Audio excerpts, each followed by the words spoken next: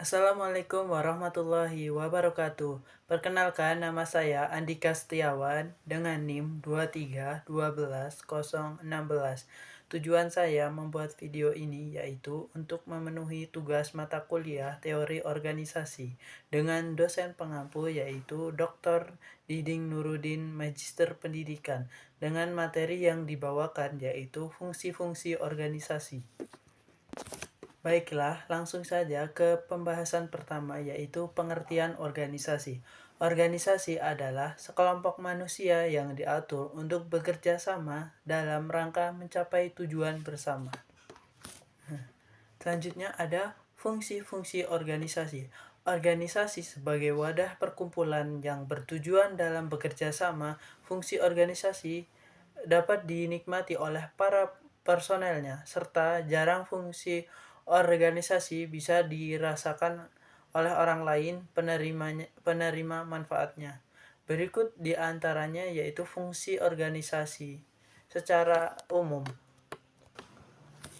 Fungsi organisasi secara umum yang pertama yaitu memberikan arahan dan aturan serta pembagian kerja mengenai apa yang harus dan tidak boleh dilakukan oleh para anggota dalam organisasi. Yang kedua yaitu fungsi organisasi sebagai ajang meningkatkan skill dan kemampuan dari anggota organisasi dalam upaya mendapat sumber daya dan dukungan dari lingkungan. Yang ketiga yaitu mencerdaskan tiap anggota organisasi. Selanjutnya ada fungsi khusus organisasi. Nah, fungsi khusus dalam organisasi ini biasanya digunakan untuk organisasi di bidang bisnis dan ekonomi. Fungsi tersebut dibagi menjadi 4 jenis yaitu harus memungkinkan manajemen untuk memaksimalkan keluaran atau output melalui penyediaan sistem manusia dan mesin yang efisien. Selanjutnya ada harus memastikan jaringan komunikasi dan informasi yang lancar dan efektif. Secara garis besar, fungsi komunikasi dalam organisasi terdiri dari 4 poin yaitu informatif. Komunikasi bersifat menerangkan dan memberikan informasi secara informatif.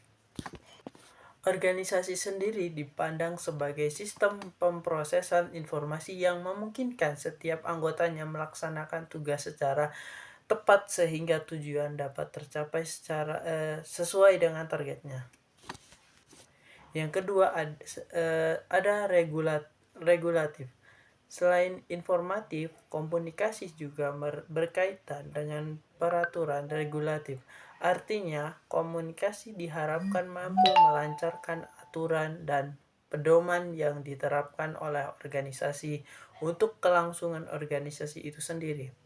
Terdapat 2 hal yang mempengaruhi fungsi regulatif, yakni berhubungan dengan orang di dalam manajemen yang memiliki kewenangan untuk mengendalikan penyebaran informasi atau pemberian perintah, dan hubungan dengan pesan yang berorientasi kerja, seperti aturan mengenai yang boleh dan tidak boleh dilakukan oleh anggota organisasi. Adanya komunikasi membuat pemimpin maupun anggota lebih leluasa menjalankan tugasnya sesuai aturan yang ada. Selanjutnya ada persuasif. Sesuai dengan namanya, fungsi persuasif bersifat membujuk atau meyakinkan secara halus. Alih-alih memerintah secara langsung, pemimpin organisasi lebih memilih memanfaatkan komunikasi persuasif untuk membujuk anggotanya melakukan sesuatu. Yang terakhir yaitu fungsi integratif. Berhubungan dengan penyediaan saluran atau yang maupun alat yang bisa mempermudah anggota melakukan tugas dan melaksanakan perintah dengan baik. Umumnya, setiap organisasi akan berusaha menyediakan saluran sehingga setiap anggota dapat berkomunikasi serta melakukan pekerjaan sesuai tugasnya. Terdapat dua saluran komunikasi untuk mewujudkan hal tersebut, yaitu formal dan informal. Fungsi organisasi selanjutnya yaitu harus menawarkan pekerjaan yang menarik dan bermakna bagi semua individu yang ada di dalam organisasi. Hal ini akan memastikan kepuasan kerja. Organisasi dikembangkan untuk kepentingan banyak orang. Karena itu, organisasi juga harus humanistik dan bukan hanya mekanistik.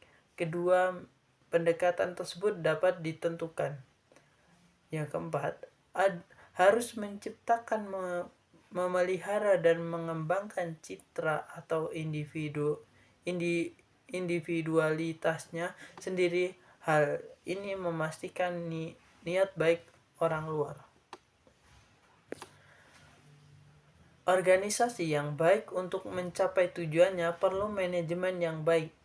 Begitupun sebaiknya untuk mendapat manajemen yang terbaik diperlukan sebuah organisasi yang memiliki orang-orang yang terampil, kreatif, serta mampu bekerja secara tim untuk mewujudkan cita-cita yang ingin dicapai oleh organisasi. Pada intinya, manajemen dalam organisasi berfungsi untuk melaksanakan proses kegiatan pencapaian tujuan melalui kerjasama antar manusia. Nah, materi selanjutnya, kenapa sih penting banget memahami fungsi organisasi? Nah, fungsi organisasi membantu dalam mencapai tujuan yang telah ditetapkan oleh suatu organisasi.